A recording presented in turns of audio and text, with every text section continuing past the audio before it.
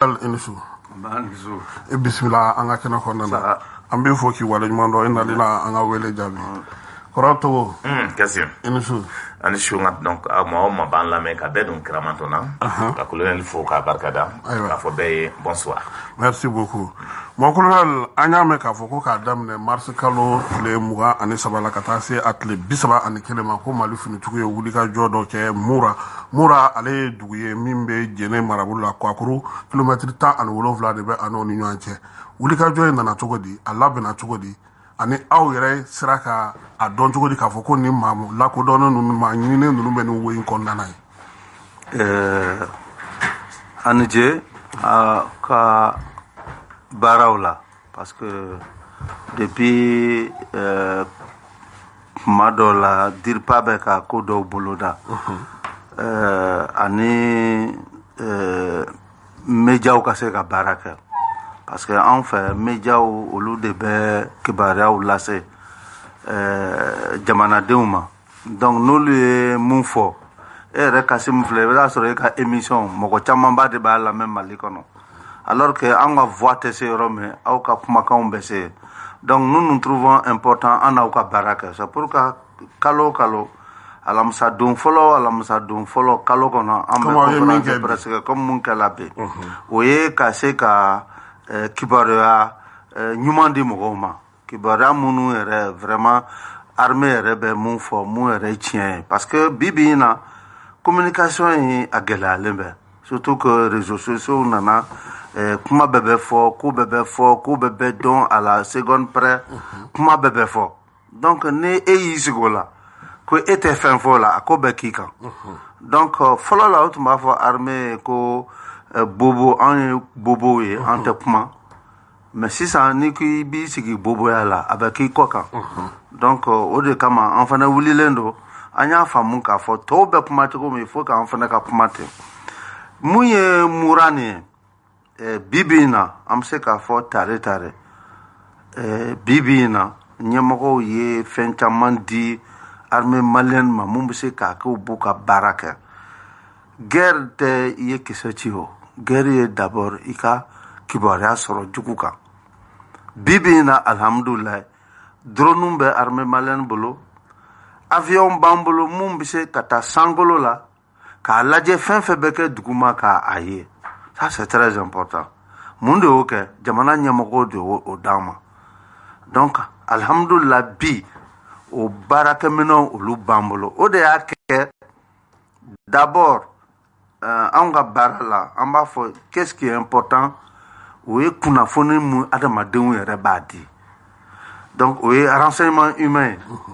o renseignement humain de sela ma mun y'a jira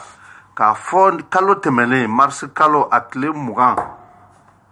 ɲɛmɔgɔ dɔw Katiba Masina ɲɛmɔgɔ dɔw ye ɲɔgɔn ye mura o ye ɲɔgɔn ye mura kuma in tun bɛ mun kan k'a fɔ u tun bɛ musaka dɔw sɔrɔ mɔgɔ dɔw bolo mun bɛ wari ci u ma pour que u ka se k'u ka jatigɛ wale ninnu bolo da donc o de tigɛla sisan n'o tigɛla mɔgɔ dɔw tun b'olu dɛmɛ ni musaka ye o tigɛla o musaka tigɛla donc n'o musaka tigɛla olu de bɛ baara la u carilen bɛ fan bɛɛ u bɛ kungo kɔnɔ donc il faut que ka mɔgɔw balo il faut que u ka se ka carburant san u ka se ka fɛnw kɛ o tigɛli de la u y'a ye u ye ɲɔgɔn ye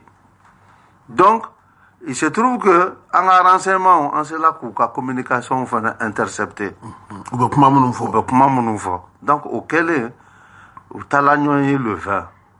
armée y'o bɛɛ suit comme a tɛ kɛ comme nous depuis le 20 dankari tun bɛ se ka taa ko la mais an ko n'i b'a fɛ ka kɛlɛ kɛ n'i ma a jujɔn dɔn f'e taala yɔrɔnin dɔ tigɛ a tɔ bɛ tunun na donc u y'u to yen le 20 u ye réunion kɛla mun de kama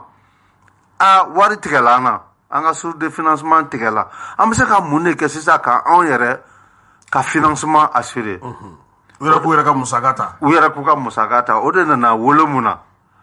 u bɛ deli ka bagan suɲɛ minnu kɛ enlèvement de bétail k'u k'o kɛ donc n'u y'o kɛ sisan yɔrɔ dɔ bɛ feere dɔw yɛrɛ bɛ don u ka balo la o ye kelen 2 u ko zakati k'u k'u imposer u ka zone bɛɛ la bɛɛ ka jaga bɔ bɛɛ ka jaga bɔ a jɛlen a ma jɛ bɛɛ jaga bɔ jaga fana o nana mun fɔ kuru 100 o kuru 100 40 y'olu ta ye yɔrɔ o kɔni o bɛ ka na dɔ wɛrɛ fara adamadenw ka gɛlɛya kan maliyɛnw ka gɛlɛya kan c'est vrai bi in na a bɛ fɔ ko armée bɛ ka terrorisme kɛlɛ armée bɛ ka terrorisme kɛlɛ mais armée bɛ ka fɛn kɛlɛ mun ka jugu ni terrorisme parce que fɛn fɛn hali ni bɛ kala turu maliyɛn na bi in na a bɛ taa anw ninkun na donc an bɛ wuli ka jɛ k'o de kama ni dun ye nin lajɛ a bɛna dɔ fara maliyɛnw ka sɛgɛn kan n'i y'a san 10 san 11 san 12 an bɛ sɛgɛn in de la n'a fɔra k'olu bɛna dɔ wɛrɛ fara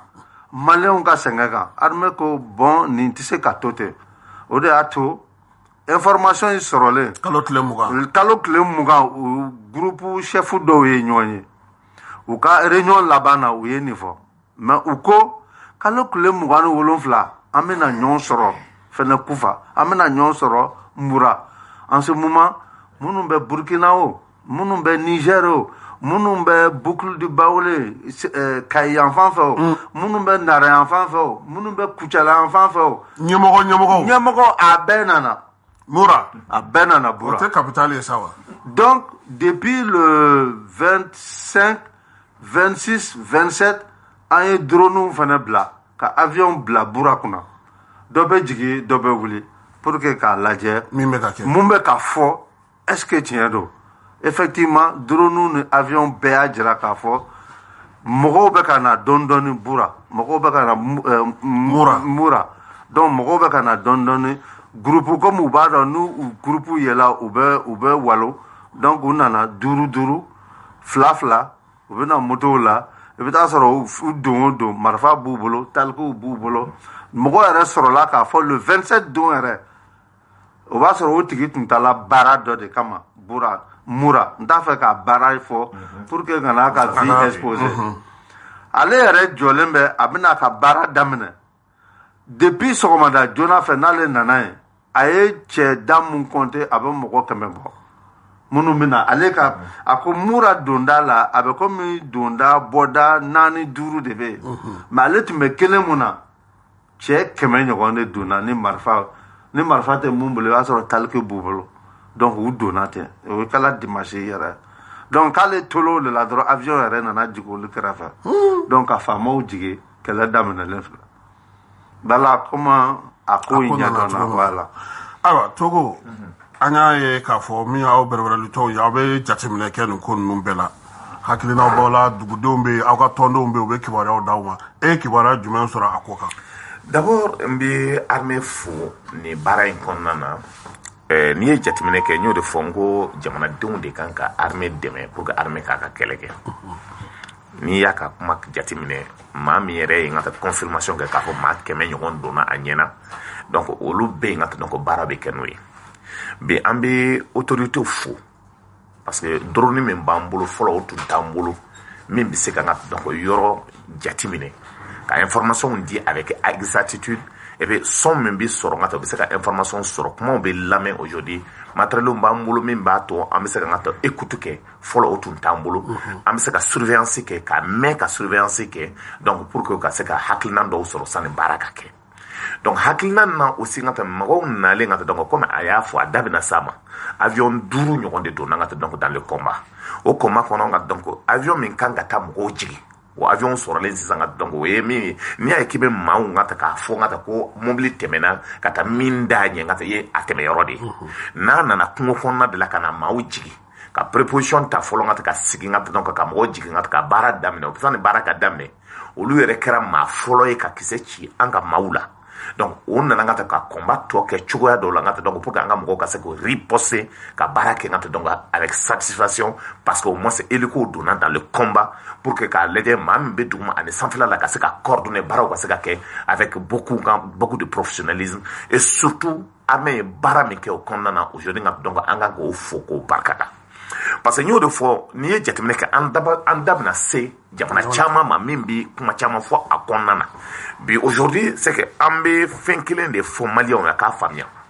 ne bɛ to ka fɔ n ka débat kɔnɔna na n ko fɛn 2 bɛ jamana kɔnɔ gɛlɛya kɛra cogo cogo o ye justice ani armée de politique yɔrɔ t'o la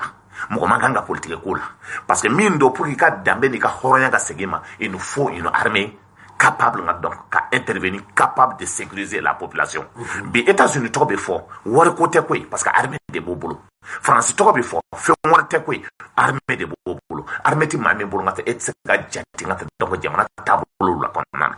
Aujourd'hui l'armée que nous avons dans le processus donc ba de kɛla cogo min mɔgɔ bɛ recruter la cogo min formation bɛ kɛla parce que fɔlɔ n y'a fɔ n ko on peut pas compter k'a fɔ i b'i ka sécurité dem ma o ka gérer et formation mais tout mais quel on quand il y a UTM mais formation mais que je dis ça ne répond pas aux normes au moins c'est une chance soro ka santan flaqué et j'étais conseiller en communication au ministère de la Défense mbado memi fola soko côté parce qu'aujourd'hui nous avons des hommes des femmes mokorobaw chokorobaw do be ngata donc armée ko ngata ils sont spécialistes au formena au matcha mali kono olubia donc nous le farla nyonka ka demsenu tabulo konana baraka nga ke choko mais pour dire à ces gens à nos jeunes ka foko jami ka fouye mɔgɔ se ka on dɛmɛ na on yɛrɛ tɛ ngata pour que baara ka kɛ je pense que ça peut aller min kɛra jɛnɛ mara la a ka ca ni san 4 san 5 ye c'est que mura tun t'an ka disposition kɔnɔna na et mura an ka donc ni tun bɛ taa tant que ni ordre ma di ma ni taara ka taa ni tun bɛ bɔ c'est que o ka capital don comme i y'a fɔ cogo min bɛɛ bɛ ɲɔgɔn sɔrɔ la yen de effectivement armée ye min kɛ de façon professionnelle ka o lamɛn fɔlɔ ka mɔgɔw to yen ka taa mɔgɔw ka don mɔgɔ bɛɛ ka na ka taa katiba mɔgɔ bɛɛ ka na ka na fara ɲɔgɔn kan baara min kan ka kɛ n'o bɔra ka taa ça veut dire ka taa fɛn min imposer jamanadenw kan baara min bɛna kɛ ka taa k'a fɔ ka taa misi suɲɛ min bɛna continuer fagali min bɛna kɛ dugujɛni min bɛna kɛ o ye ka taa an kisi o de ma baara nana ka don et l'avion est rentré dans le combat maa min ni kan ka tora la o ye min fɔ ka taa o ye 200 ani 3 de mais an ka information na min dira anw ma a ka ca ni 600 700 ye parce que combat daminɛna kungo kɔnɔna de la sani o ka se dugu kɔnɔna na et c'est les terroristes ka taa olu fɔlɔ de tiri kɛ an ka mɔgɔw kan n'an ka mɔgɔw riposte la donc je dis bravo donc à l'armée et pour moi donc an kan ka hali b'o encourager de parce que o kɔnɔna na n ye dɔw ye n ka to bɛ kuma na ko an da bɛna so yɔrɔ ma mon colonel a kun ka di ne nin yɔrɔ in na parce que a fɔra ko min ye Mali finitigiw ye wulikajɔ ninnu senfɛ k'u ye damatɛmɛ walew kɛ u ye walew kɛ mun ni jo sariyaw tɛ taa ɲɔgɔn fɛ kuma cayalen no bi ala an yɛrɛ fɛ a yɛrɛ balilana k'a ye k'a fɔ ko mɔgɔw sɔrɔla minnu yɛrɛ tun bɛ armée yɛrɛ dɛmɛ kosɛbɛ ka senkɔrɔma don ka baaraw kɛ olu ka bila ka o kumaw fɔ diɲɛ seleke naani fana fan caman fɛ mɔgɔw bɛ ka jalakiliw ta ka ɲɛsin Mali ma faransiw ni États-Unis ni fɛnw u yɛrɛ ko faut que enquête indépendante ka dayɛlɛ e yɛrɛ bolo wulikajɔ in kɛra sɔrɔsiya sariya n'a fɛnw kɔnɔna na wa oui wulikajɔ kɔni kɛla sɔrɔsiya sariyaw kɔnɔ n'i y'a jateminɛ a bɛɛ san damadama bɔ bi an bɛ nin kɛlɛ kelen in na bamananw b'a fɔ cogo min na san 10 falikɛ n'i ma falikan mɛn i na sirafaraw kɔni dɔn terrorisme an ye ko caman y'a kɔnɔ ani accusation minnu jalaki minnu bɛ ka ta ka da armée malienne kan an ye caman mɛn comme Togo y'a fɔ cogo min formation droit international humanitaire ani droit de l'homme ani les règles d'engagement des forces nin bɛɛ kalan mɔgɔw kunna sɔrɔsiya la ani ni bibi in na sɔrɔsi fɛn fɛn ni a bɛ engagé opération na aw bɛ kalo 1 ni tile 15 kɛ formation na fɔlɔ a DIH a bɛ kalan kunna droit de l'homme a bɛ kalan kunna kɛlɛ kɛcogo in a bɛ kalan kunna bien que a y'a kɛ a bɛ komi u bɛna hakilina jigin na u bɛ tila ka na segin mɔgɔ si tɛ yen bibi in na k'i bɛ taa engagé opération na kɛla armée de terre armée de l'air garde gendarmerie aw bɛɛ bɛ préparation avant opération kɛ donc n'o bɛ kɛ DIH de bɛ k'o kɔnɔ droit de l'homme bɛ k'a kɔnɔ les règles d'engagement aw kan ka mun kɛ hali n'aw ye jugu minɛ n'i ye jugu minɛ ka ban n'a ye marifa bila i kan ka waleya mun ta k'a sɛgɛrɛ o bɛɛ de bɛ ɲɛfɔ mɔgɔw ɲɛna hali bi n'a bɛ fɔ ko an ka armée de bɛ k'o kɛ jugu nkalon don maliyɛnw k'a faamu jugu nkalon don maliyɛnw k'a faamu u b'a fɛ ka maliyɛnw kɔ don ɲɔgɔn na o dantɛmɛ wale min n'u b'a fɔ armée bɛ k'a kɛ u bɛ tila k'a fɔ k'a bɛ ka kɛ an ka siya dɔw de kan o bɛ na ni mun ye o tɛna mɔgɔ bila ɲɔgɔn na nkalon don jogo nkalon don n'i ye jateminɛ kɛ droit de l'homme in n'i ye jateminɛ kɛ Mali kɛlɛ in comme u b'a fɔ cogo min na Mali ni kɛlɛ a dabirilen don an dala de o terrorisme kɛlɛ tɛ koyi an ka tiɲɛ fɔ ɲɔgɔn terrorisme kɛlɛ tɛ kɛlɛ in ka dun mais n y'o de fɔ hali bi journaliste ye an bɛ kuma dɔw fɔ an ka radio kan an bɛ kuma dɔw fɔ an ka journaux kɔnɔ n'an ma jateminɛ kɛ kuma fɔcogo la an bɛ dangari kɛ anw yɛrɛ la an bɛ dangari kɛ anw yɛrɛ la kuma jumɛn ni jumɛn mon colonel non n'i ko sisan n'a fɔla sisan ko armée malienne ye exaction kɛ Mura sisan bɛɛ panna ka wuli a ka exaction kɛ aw yɛrɛ ma n'o sɛbɛn anw maliyɛn tɔw yɛrɛ o bɛ fɔ cogo di o kɔrɔ k'a kɛra kɛ u b'a fɔ cogo di ko n'i ka wulujugu fa dɔ ta b'i kin k'a ka farin dɔ ta tɛ nin kin armée malienne kɛla cogo cogo anw de ka armée don armée malienne fana b'a bila kun de la anw fana bɛ yan an ka jamanadenw de kama an bɛ se ka t'olu faga cogo di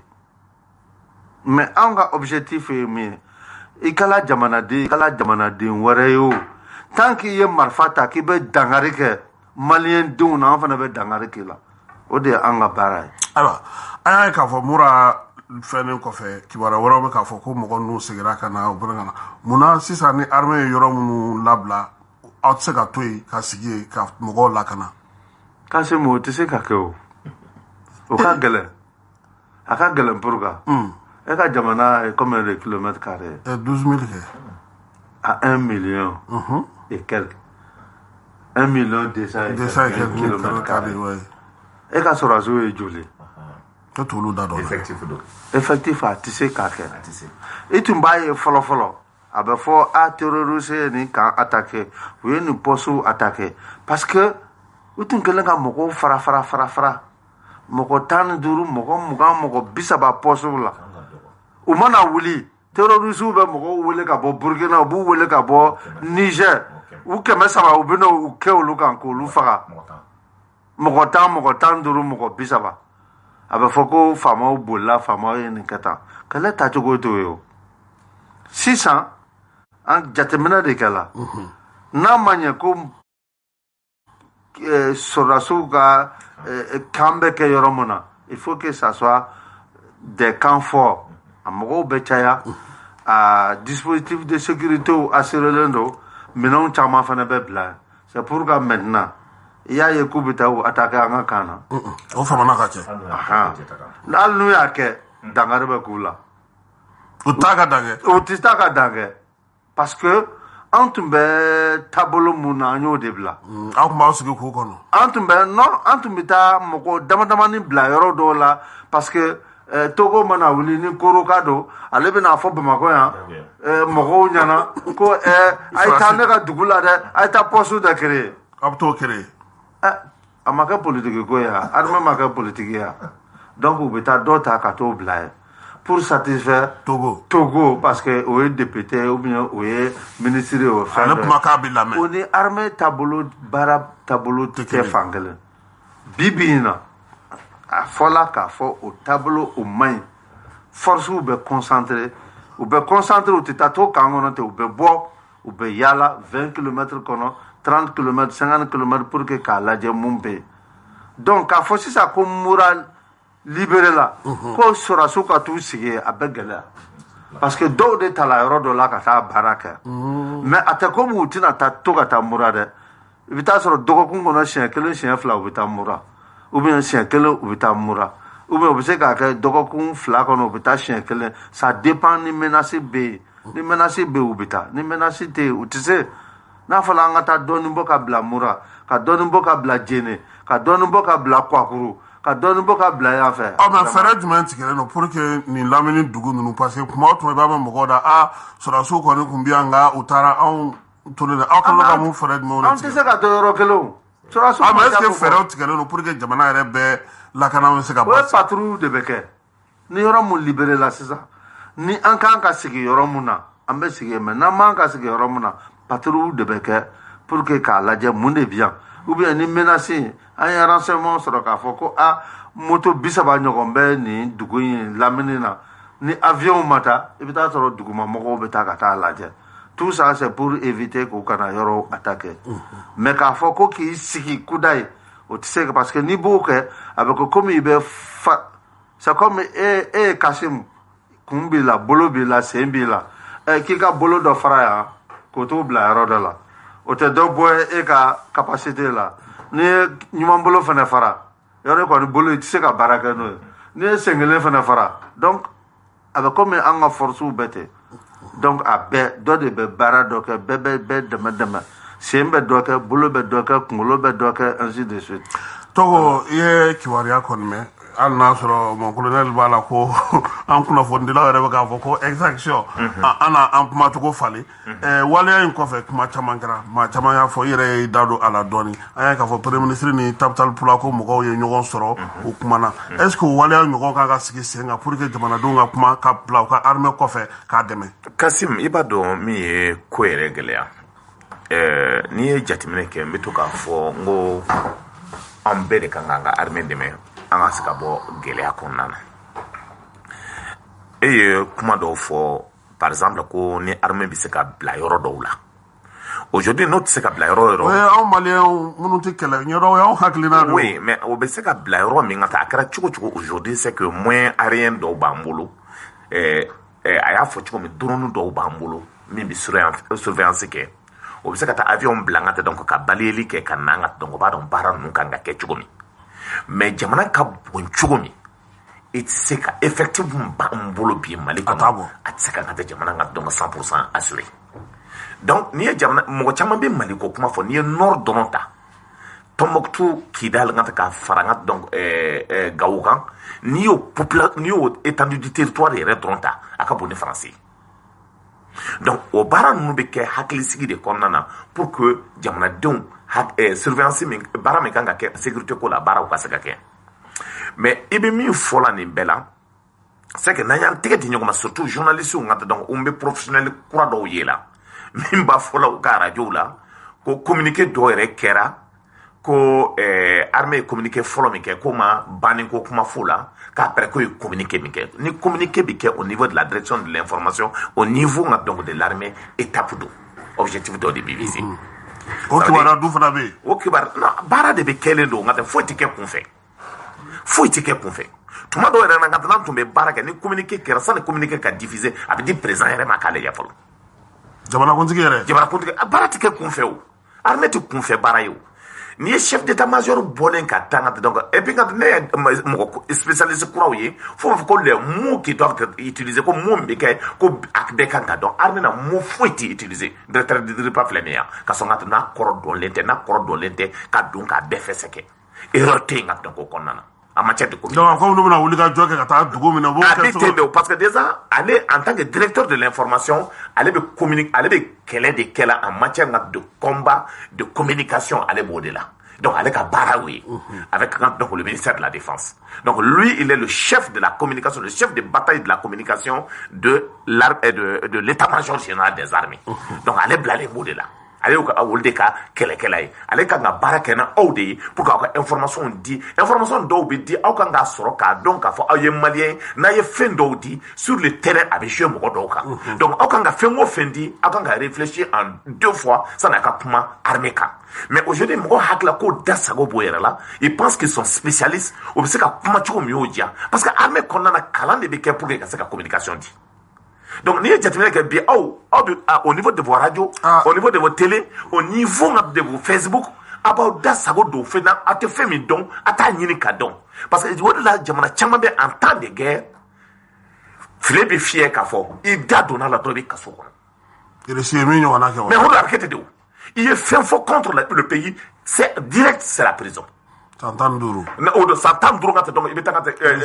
paramedi mai parce que nous marqué c'est que erreur de moi ka vie donc en danger mais aujourd'hui mes spécialistes croient là internet là obetanga ta siki kale de fem be fola ngata donc avion me bambolo obuto o fenga uta fengo fenga nga fo fem yere man kanga fo yo kanga fo obo funga ta pour que juku kata il faut que les gens fassent mais à quoi table de où ne dites pas tiens c'est ka fo moi en tant que soldat parce que je suis soldat ni s'entend flaka là ngata je suis soldat Moi, tu sais qu'au bonnet là, ou le mot dîner, mangata, ala de au dîner, je suis soldat. Et je défends les forces armées de sécurité, tout cas, comment. Parce que je pense que réellement pour ma sécurité, donc il faut que les forces armées de sécurité défendent. Parce que faut la nettoyer notre armée qu'on a, parce que date où les autres tout le monde. J'ai dit aujourd'hui, le monde évolue. Vous refusez de communiquer, les gens communiquent à votre place. Il faut que la communication soit en main. Par exemple, Kassim, donc, fait chama befonga, donc, on est manquant un kera. Je te donne 3 ou 4 exemples. On va fouiller l'économie. Le 2 juin 2007, les Américains ont un hélicoptère donc attaqué donc un grenade lancé donc une douzaine de personnes en Irak ont été tuées, dont 2 journalistes du recteur. Mais à l'Chine, enquête pour ma foi. Le 27 août 2021, au Tale au Kabavur là-bas, mais donc au Kaboul donc au Tumewere, il n'a pas mis. Vous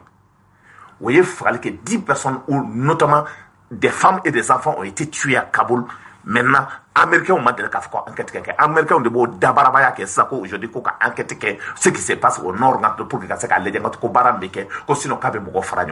Depuis où l'on a demandé enquête qui est là. Et en août 2021, l'OTAN, 70 personnes ont été tuées près de Tripoli par des buvus ou des mauvaises gestions de l'OTAN. Mais Hali Chini, enquête de l'Ekakakona. Je vais plus loin. Le 3 janvier 2021, Bovin aussi au Mali ici. Donc, 20 personnes ont été tuées, des civils. Bouti. À Manga Kera, Nations Unies, enquête Kaka. Ou rapport Kera, Hali Chini, franchement, il faut qu'on enquête d'amener. Ou y d'amener. Donc, on m'a ni enquête comment faut. On va là au dado, on a donc comment voilà. Je m'en vais. Le 23, le 24 octobre 2017. Où il y a un fond donc où il terroristes attaqué à Abebara. Où au Borakata, il y a 15 terroristes frères. Au 15 terroristes au Borakata, en Sardine, il y a fouillé. Quoi, il y a mamé fa, ou aïe Mali armé moro de Farangata, donc au détourné de bambou comme otage. Ni haklibala. Donc, là, au Pandakaouli, il y a Agali Boraka au Kumafoye. Donc, au Halishini, enquête madame Néo Kondana. Donc, il faut que les gens nous donnent la paix. Donc, en même temps, on est parti plus loin à Agolok. Donc, le 21 janvier, le 18 janvier, Agolok Baramekera, il tergue Saramina. Vers 3h du matin, à 3h30 minutes, attaqué Kera Kankonana. On a Kanga Mogominato, Tlali. Plus de 150 personnes. 153. 153 ko da ko kantike katla ko 350 donc Dieu de Oula Kakuma au don Emela Moro de Oula Kakuma. Et ce jour-là, qu'est-ce qui s'est passé? C'est le ministre des Affaires étrangères français qui est sorti pour dire comment ils le sont d'Ilan. Et que en même temps, on y a fait donc vendredi 20 janvier, au convoi nous kangata agelok ou donc mo kangata katanga kan sauvé amase katanga donc e baraka ngata fait beken mo fralen kaba. On a vu que français bora ngata donc Emela Moro de bora bi ministre de soirée ou de bora en tant que porte-parole pour mo fra or ngata ka déclaration ils ont dit qu'ils ont fait la victoire. Le MLA dit qu'ils ont fait la victoire sur l'armée malienne. Précisément, au Barin Bekondana, et on a envoyé précisément en son temps le ministre de la Justice. Nous, le ministre de la Justice, Amadou Toumatoura, ministre de la Justice en son temps, Marafa. Nous voulons l'enquête indépendante pour que au moins commission de casse qui a légué fallait créer mais pour voir dans John Falike enquête une commission d'osiki une enquête commission d'osiki précisément dans modo katanga donc pour que ça ta baranke au donc donc commissaire de police do benga anyo ke nyamai wolu taranga donc ka baranke ngata donc a nyirala ka fo MLA ane akmi wolde ngata donc opération ke ngata donc ni mo sara. Et la France n'a jamais accepté. Et la communauté internationale, les Nations Unies, n'ont jamais accepté enquête jusqu'à Ambiromi. Au don, donc, j'ai dit à Boiré, n'est pas fait enquête d'abord, nous n'y besoin de enquête. J'ai dit une opération 7 c'est qu'a fait civilement ça, n'y a fait civilement ça, mais à Kera des gars, ce n'est pas pour, d'abord, c'est pour protéger les civils eux-mêmes. Parce que mine de notre opération, mine de donc ça veut dire l'attaque sera très fréquente. Value de Toumina Tchaya, dans une situation très difficile, quelle est la condition de là. Maintenant, il faut que les gens comprennent. Des hommes politiques, quand on a attaqué, quand on a armé, quand on a liquidé, quand on a donc civil ou là, et que quand on a pour la mauvaise déclaration, il est mieux fort. siya dɔw taara ka taa donc ka taa premier ministre voir o kuma na premier ministre y'o de fo ye mais kuma tiɲɛ dɔw bɛ yen ka taa o tɛ se ka fɔ maintenant vidéo min b'i ye la ka taa bɛɛ ɲɛ bɛ vidéo kan jɔn de bɛ bɔ vidéo ninnu na ka caya baara in bɛ kɛla cogo min il faut que an k'a faamuya ni e woloden de b'a la Kassim il doit être donc exécuté ni ne woloden de b'a la contre la nation malienne il doit être exécuté parce que ni arme ta contre la nation tu vas contre le pays c'est que donc n'an bɛ fɛ ka insécurité ko kɛlɛ n'an bɛ fɛ ka terrorisme kɛlɛ tous ceux qui ont choisi d'aller contre la République doivent répondre. Ayiwa o bɛna n'an ye an ka babu kɔnɔna hali bi an bɛ a fɔ an lamɛnbagaw n'an filɛbagaw ɲɛna ko u bɛ ka émission débat politique ale de suit bi su in na an ka maa welelenw o ye colonel Sulemani Danbele ale ye DIRPA directeur ba ye min ye Nuhun Togo ye parti USR ale ye o ɲɛmaa ye mon colonel jɔn de yamaruyalen don ka marifa ta ka kɛlɛ kɛ an ka jamana kɔnɔ groupe jumɛn ni groupe jumɛn yamaruyalen don jɛkulu jumɛn bɛ yen bi ka fara Mali armée kan n'olu kan ka kɛlɛ ta ka u yɛrɛ défend. Kassim, groupe foyi yamaruyalen tɛ en dehors des forces qui sont autorisées à porter les armes. Ça n'i y'olu forces jateminɛ o y'an ka forces armées maliennes ye o y'an ka forces de sécurité ye o y'an ka forces paramilitaires ye n'i y'olu bɔ a la mɔgɔ si autoriselen tɛ arme ka k'i bolo. An ka Mali sariya kɔnɔna na mɔgɔ si de autoriselen tɛ. Mais o la est-ce que o tɛna na sɛgɛsɛgɛli min bolodalen don o tɛna na o nɔgɔya o la parce que n'o de don maa man ka fɔ ko an taara bin marifatigiw kan tuguni ni ne bɛ e ka kuma faamu. Oui, c'est-à-dire que u m'a fɔ k'an taara bin marifatigiw kan ko an taara bin civiliw de kan. N'a fɔla civil mais olu t'o fɔ o. U t'o fɔ o de y'a to n'i y'a ye u b'a fɔ k'an taara bin civiliw kan civil ko tɛ o ko wɛrɛ de b'olu bolo haju wɛrɛ de b'u la ka Mali kɛlɛ ka armée malienne kɛlɛ ka malidenw kɛlɛ ka faso in kɛlɛ mun tɛ civil faga ye haju wɛrɛ de b'u la o haju ye mun ye puisque bi in na a bɛ ka fɔ les forces armées maliennes montent en puissance olu b'a fɔ les forces armées montent en puissance pour que k'anw kɔkari k'anw lakari u bɛ taa fɔ an bɛ civiliw faga n'a fɔra an bɛ civiliw faga u b'a fɔ forces armées maliennes k'u n'u ka supplétifs o kɔrɔ ko Wagner kɛ mɔgɔ wɛrɛw faralen an kan sa mɔgɔ wɛrɛw faralen yɛrɛ tɛ dɛ ko Wagner u tɛ ka Wagner ko in kolokolo wa pour que ka mɔgɔya ta ka ɲɛsin Mali sɔrɔdasiw ma sa ko nin bɛɛ de kɛlɛ in bɛɛ de ye nin ye an ko Wagner t'an bara an ma contrat signé ni Wagner ye an ye fɛn fɛn kɛ an bɛ dans le cadre d'une coopération état à état Mali ni Russie lakaw depuis an ka indépendance la jamana mun y'anw dɛmɛ ka caya o de ye Russie la ye bi in na n'i ye anw ka sɔrɔdasiw ta minnu formela Russie la n'i ye jɛkulu 100 n'i ye mɔgɔ 100 ta i bɛ taa sɔrɔ formation yɔrɔ la mɔgɔ 70 ou bien mɔgɔ 80 o formela Russie la fɔlɔfɔlɔ yɛrɛ depuis soldalamaw u tun bɛ cɛ mɔgɔ 600 mɔgɔ 500 olu bɛ cɛ ka taa Russie la bɛɛ bɛ t'i ka formation kɛ ka na depuis les années 70 n'i ye minɛnw fana ta bi in na Russiw ka minɛn mun b'an bolo depuis le temps de la fédération de l'Union soviétique depuis au temps la u ka minɛn mun b'an bolo n'i y'an ka minɛnw bɛɛ fara ɲɔgɔn kan olu ka minɛnw a bɛ kulu 100 o 100 olu bɛ se ka 90 fɛnkɛ bi a fɔ a bɛɛ olu ye sa kɛ a bɛɛ ITER de y'a essayé kuma dɔ la ka n'u don an na ka avion kolonw feere an ma ka mobili kolonw k'olu d'an ma ko cadeau u b'a fɔ cogo min na ITER de don Kassim ITER de don i ma kuma a b'a da i la dɛ kana mobili kolonw d'an ma mɔgɔ bɛna danna tigɛ o de don sisan kɛlɛ in bɛɛ y'o yɔrɔ de an ko bon an ye san 10 kɛ n'aw ye k'an bɛ terrorisme kɛlɛ an ma ɲɛ sɔrɔ a la aw ko anw de ye bo fagama yɔrɔ ye a bɛ hakɛ to parce que ko anw de ye le ventre mou de la lutte contre le terrorisme o bɛɛ de bɛɛ fɔla an ma u ko an ma kalan an ka formation an ka armée an ma kalan an tɛ kɛlɛ ɲɛdɔn nin bɛɛ fɔla an ma an ye nin bɛɛ ko an ye san 10 kɛ n'aw ye k'an bɛ terrorisme kɛlɛ an ma ɲɛ sɔrɔ a la don o don terrorisme de bɛ taa don o don civiliw de bɛ ka faga don o don sɔrɔdasiw de bɛ ka faga an ko anw de ye bo fɛgɛmayɔrɔ ye sisan an kɔni an fana b'a fɛ k'an misikiliw jira a y'an to yen an k'an ka kɛlɛ ta an yɛrɛ ye parce que bi bi in na maliyɛnw kan k'a faamu maa si tɛna mali in jɔ an place la armée y'a faamu k'a fɔ mɔgɔ si tɛ terrorisme kɛlɛ kɛ ka tɛmɛ an yɛrɛ kan i ye mɔgɔw wele cogo o cogo u b'a fɔ cogo min na i bɛ wara kun de minɛ e tɛ se k'a kun minɛ k'a ku e tɛ se k'a kun di dɔ ma e yɛrɛ k'a kun minɛ ɲɛ bɛ sɔrɔ o la cogo di f'i yɛrɛ ka kɛ ɲɛfɛ f'i yɛrɛ ka kɛ ɲɛfɛ donc anw de ko bi an bɛ an yɛrɛ yɛrɛma hɔrɔnya an terrorisme kɛlɛ anw yɛrɛ b'a ta an b'a kɛ sisan ni mɔgɔ min b'a fɛ ka na an dɛmɛ o ka na sinon anw yɛrɛ b'a bɛɛ kɛ donc an b'o baara de la an y'a essayer k'o de boloda o fana nana kɛ kɛlɛ y'an bolo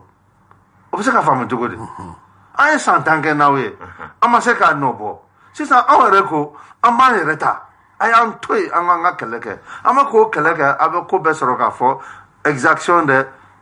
exécution extrajudiciaire de violation des droits de l'homme de violation droit international humanitaire critique karata mais nin si tɛna na aw bali kɔni aw ka wulikajɔ hali ni mun tɛ nin ye nin t'anw bali an ka wulikajɔ la armée y'a décidé de bi bi in na terrorisme ko in a bɛ ban de mɔgɔ si tɛna ban place la anw de b'a kɛlɛ kɛ an bɛ sa dɛ mais an bɛ terrorisme na an b'a ban armée kalekan de y'o ye donc nin bɛɛ ye pour que anw de kana se k'o kɛ terrorisme bɛ yen wa est ce que terrorisme bɛ yen ɲininkali bɛ yen de terrorisme tɛ yen o dɔw de nana ni terrorisme in ye donc n'olu nana n'a ye n'anw wulila sisan k'an b'o bɔn an da la olu bɛ sigi k'o lajɛ yan u bɛ wuli k'u jɔ donc bolo kɛlɛ bɛ o yɔrɔ in mais est ce que mɔgɔkɔrɔla nin yɔrɔ la fili ma kɛ ko daminɛ na parce que an ni mɔgɔw bɛɛ kɛlen k'an bolo ɲɔgɔn kɔ diɲɛ sɔrɔdasi bɛɛ bɛ an ka jamana kɔnɔ yan mais an tun tɛ k'an sago sɔrɔ est ce que an ma fili a daminɛ na bon n'i y'a lajɛ fili kɛla fili ma kɛ ayiwa ni n t'a fɛ k'an da don n bɛna togo yuguyugu dɔɔnin ni e bɛ k'i ka fanga matarafa ni ɲɛ kumuni e kɔrɔ yɔrɔ dɔw la olu ye mun fɔ e bɛ t'o sira de fɛ o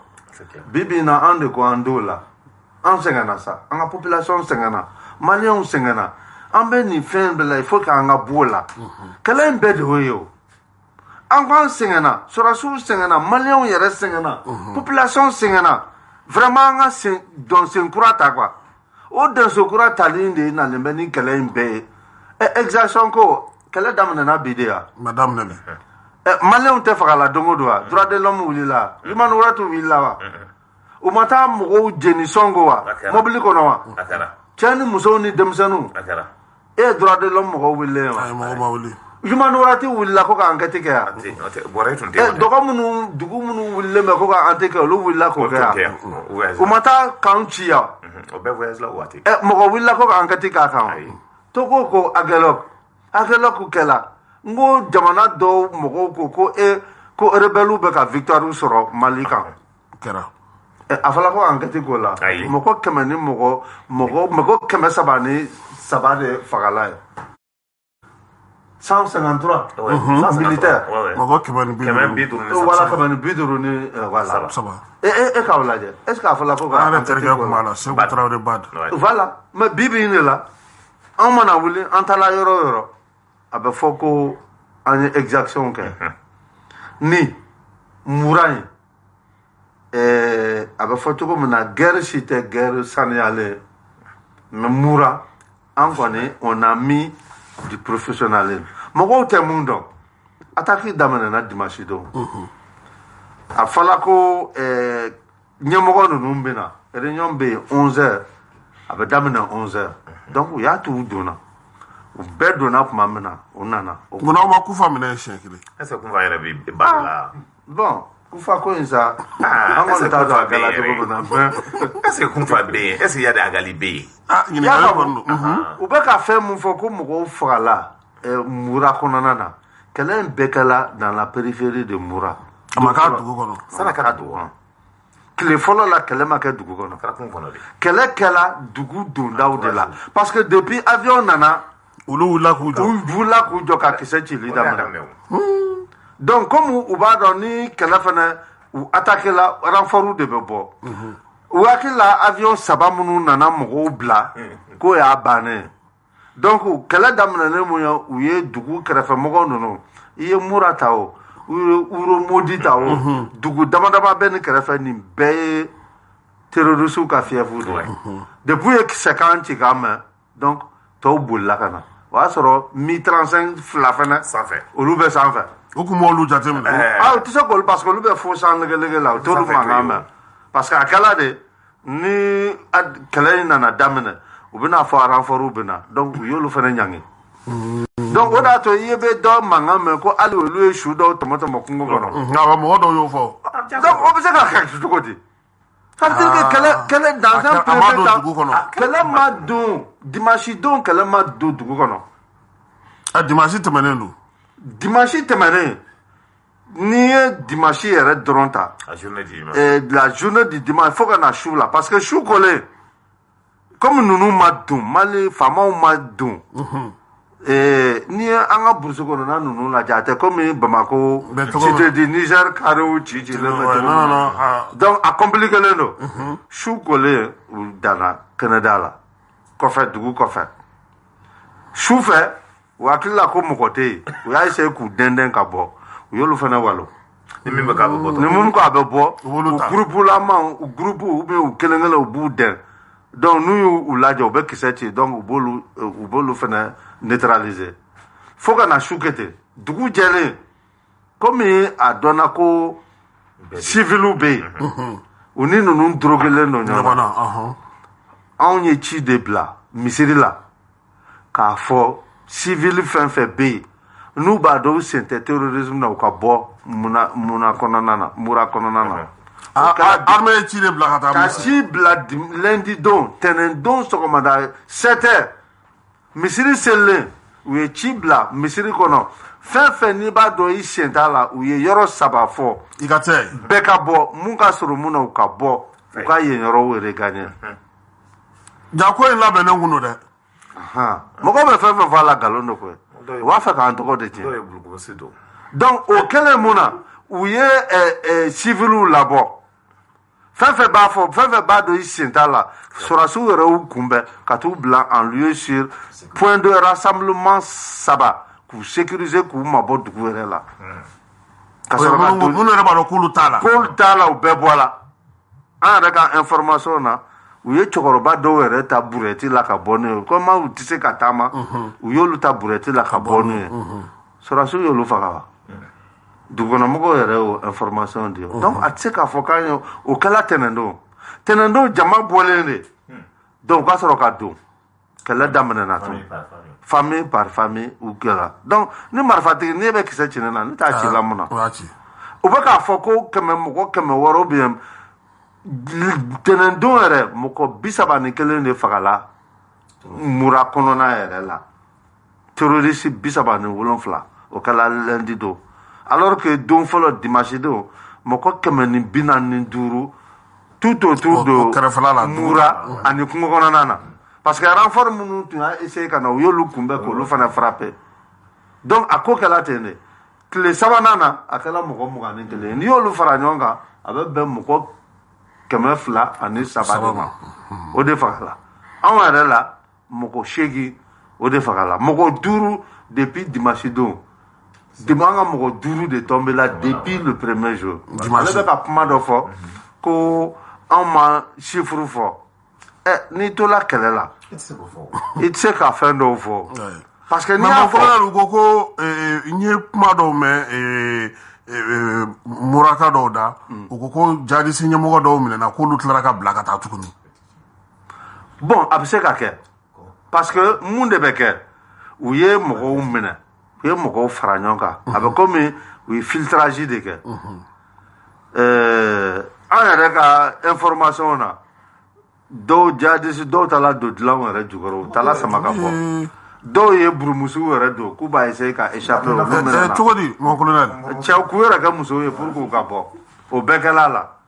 a tɛ se k'a fɔ ko jadisiw bɛɛ sɔrɔla o o ma fana tun bɛ k'u yɛrɛ ɲini mon frère tun bɛ k'u yɛrɛ ɲini kɛ dɔw ye kɔmusi di o tun bɛ k'u yɛrɛ ɲini ka kulusi suruma ninnu bila kulusi suruma n'i ye temps sɔrɔ k'o bila kɛ i b'o bila n'i ma temps sɔrɔ k'o bila don donc o de kɛla mura donc k'a fɔ ko armée donna ten ka na kɛ kisɛci ye nkalon do faniya do u bɛ ka nkalon de da armée la k'a essayer ka armée tɔgɔ tiɲɛ sinon a ma kɛ ten ayiwa togo i tun ye i ka kuma bila yɔrɔ min na o ye k'a fɔ ko anw kunnafonidilaw nin sugu la sisan e yɛrɛ bolo kunnafonidilaw yɛrɛ dɔrɔn tɛ parce que hali fana politiki mɔgɔw b'a la o oui politique mɔgɔw dɔw b'a la bɛɛ kan ka mun de kɛ bi nin wagati la ka armée yɛrɛ dɛmɛ parce que i b'a dɔn min don Kasim jamana bɛ position min na il est important que bɛɛ ka faamuya an ka sortie ye fɛn min ye n ka taa fo ka diɲɛ wuli tubabuw tɛna an dɛmɛ an ka tɛ kɛlɛ in ka kɛ hakili b'a la a y'a n'a ka ko bɛɛ n ka tɛ dɔn ka selen Sevare a ko k'an ka jɔ an jɔyɔrɔ la n ka tɛ pour que kɛlɛ in ka kɛ ko hali ni nana arme minɛ bɛɛ da mɔgɔw ma ko tant que n'an dusu ma min k'an tɛ se ka kɛlɛ kɛ pour que anw dusu ka min ka tɛ il faut que armée yɛrɛ ka bila condition dɔ la baara ka kɛ d'abord n ye fɛn n ka émission dɔ la n bɛ to k'o f'i ye n'o sara o su ka se ka don danbe ni hɔrɔnya kɔnɔna na parce que fɔlɔ